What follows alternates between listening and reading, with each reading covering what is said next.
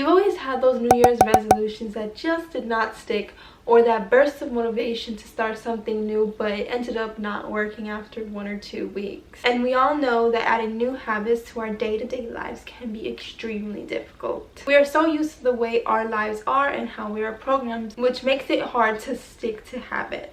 I'm here to explain to you 5 reasons why this happens, and I'm here to show you how to create and stick to new habits starting today.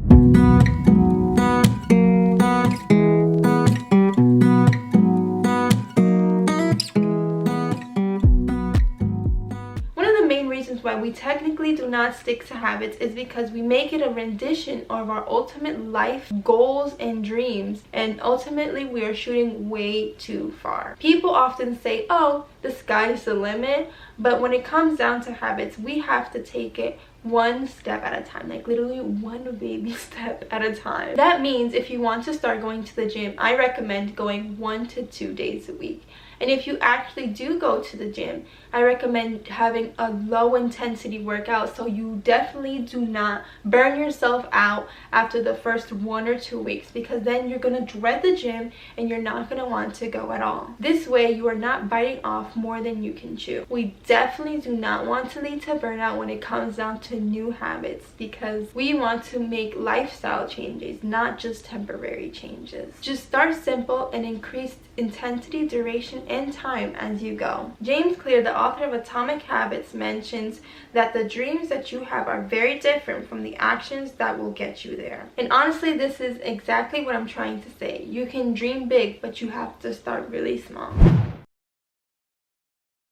Another reason why we can't really stick to a habit is because we get really inspired and then we want to do so many habits at once. I am so guilty of this, and a way to combat this is to actually just do one habit at a time. It usually takes a lot of effort and a lot of focus for us to implement one habit in our life. So when doing so many, you become very overworked. And once you overwork yourself, you are more susceptible to burnout. And when we want to start new habits, we do not want no burnout anywhere.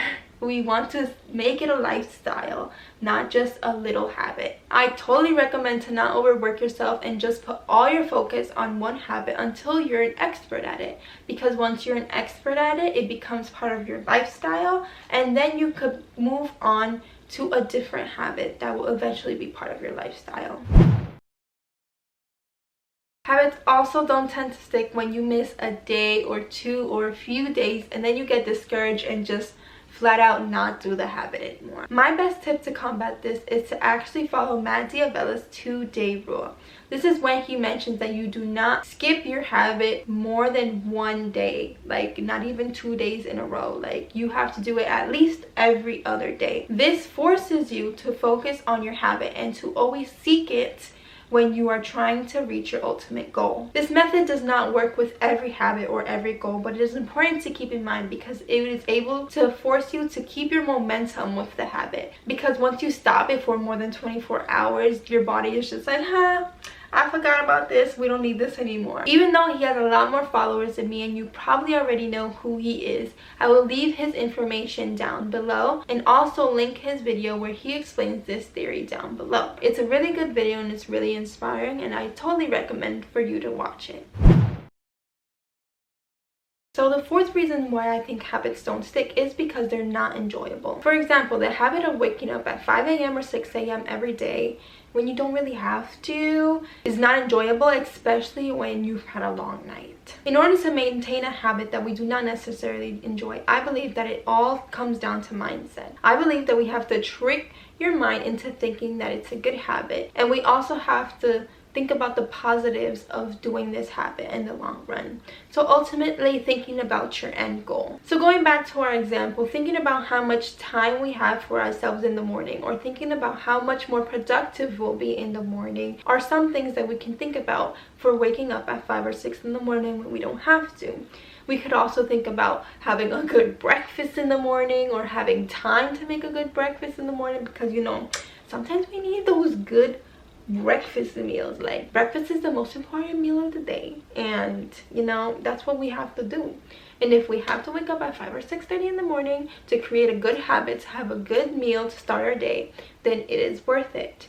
It's not enjoyable, but we will trick ourselves to make it enjoyable.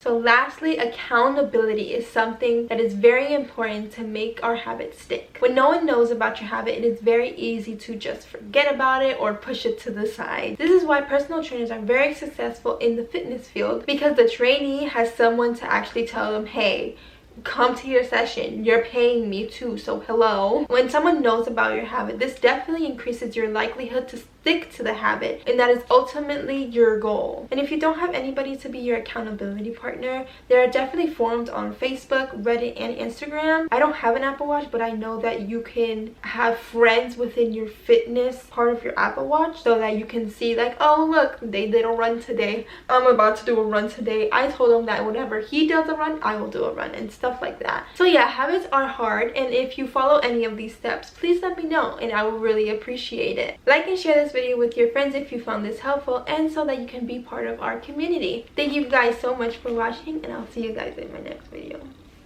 Bye.